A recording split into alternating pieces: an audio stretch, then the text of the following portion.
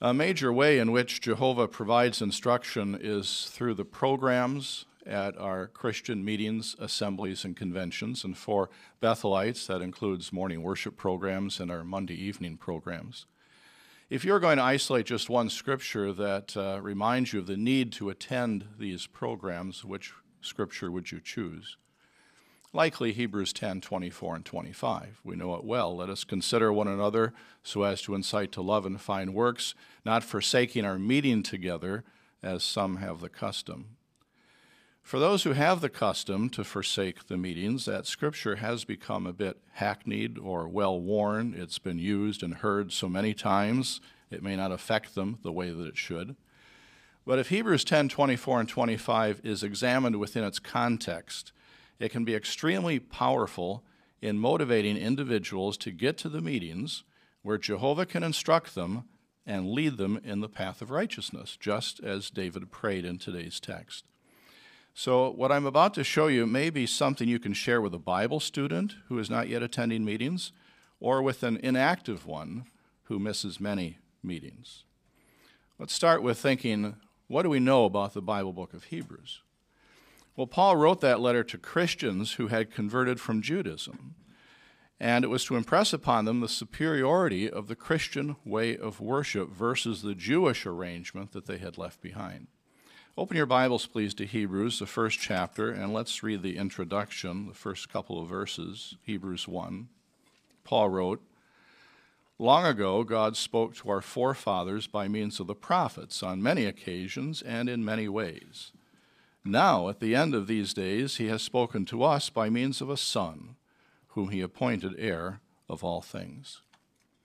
Then Paul proceeds to contrast various features of the Mosaic law with that of Christianity: the covenant, the mediator, the tent of worship, the priesthood, the sacrifices, the blood.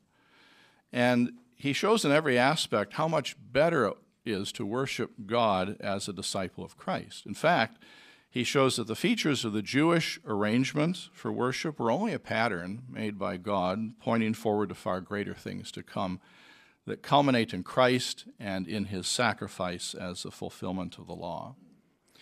Paul especially focused on the wonderful services performed by Jesus as our heavenly high priest. He showed that Christ's priesthood is far superior to what came through the tribe of Levi.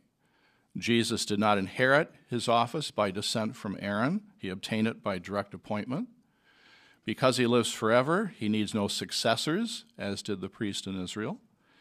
And so as high priest, Jesus could accomplish things for us no human priest ever could. As an example, look at chapter 4, beginning with verse 14. 4:14. He wrote, "Therefore, since we have a great high priest who has passed through the heavens, Jesus, the Son of God, let us hold on to our public declaration of him. For we do not have a high priest who cannot sympathize with our weaknesses, but we have one who has been tested in all respects as we have, but without sin. Let us then approach the throne of undeserved kindness with freeness of speech, so that we may receive mercy and find undeserved kindness to help us at the right time." So Jesus' superiority as high priest is seen in that by becoming a man of blood and flesh, he suffered all manner of persecution, and, as it says, can sympathize with our weaknesses and come to our help. So we are assured of merciful and sympathetic consideration, as Paul said, at the right time, when we personally need it the most. Look at chapter 7, verse 25.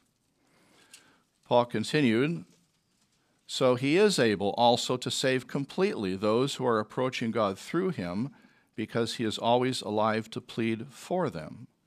And then chapter 8, verse 1. Now this is the main point of what we are saying.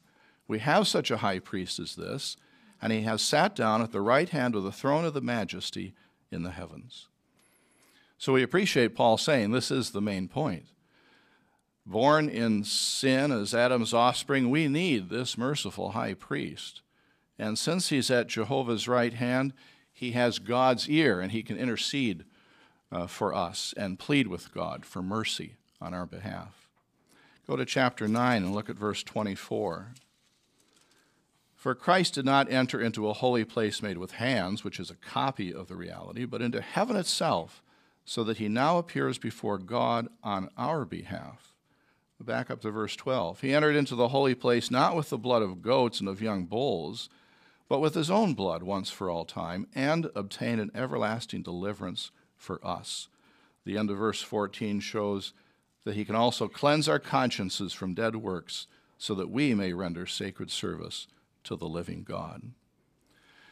And the sacrifice of Jesus did not need to be repeated, as did those of the Aaronic priests, because his sacrifice actually removes our sin. We're really forgiven, and our consciences are made clean, things the Mosaic law could never accomplish.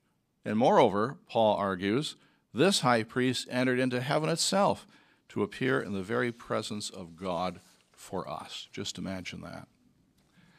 Now, think of all the services of this high priest that benefit us. Jesus sympathizes with our weaknesses and pleads for us with God. We obtain mercy and help when we need it the most, and we enjoy a cleansed conscience now and eventually everlasting salvation. So, knowing that, what should we do to show our appreciation for all the good services of our high priest? Paul does not leave us wondering. He outlines three things in chapter 10, starting with verse 19. He says, therefore, brothers, since we have boldness for the way of entry into the holy place by the blood of Jesus, which he opened up for us as a new and living way through the curtain that is his flesh, and since we have a great priest over the house of God, let us do three things. First, verse 22, let us approach with sincere hearts and complete faith, having had our hearts sprinkled clean from a wicked conscience and our bodies bathed with clean water. What's he talking about? Prayer.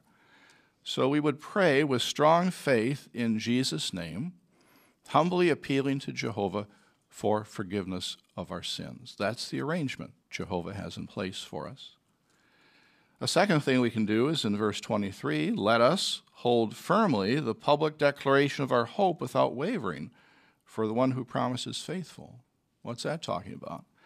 Well, declaring our hope unwaveringly in this means of salvation. We can do that when we make expressions of our faith during congregation meetings, and we certainly can do it out in the ministry when we teach these truths to others. The third thing we can do, verse 24, and let us consider one another so as to incite to love and fine works, not forsaking our meeting together as some have the custom, but encouraging one another, and all the more so as you see the day drawing near.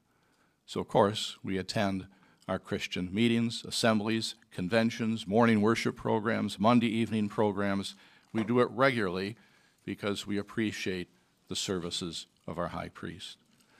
We need and want Jesus to be in Jehovah's presence to speak for us. So we need to do everything we possibly can to be in the presence of God's Spirit at these gatherings. We need and want Jehovah to listen to Jesus' pleadings on our behalf.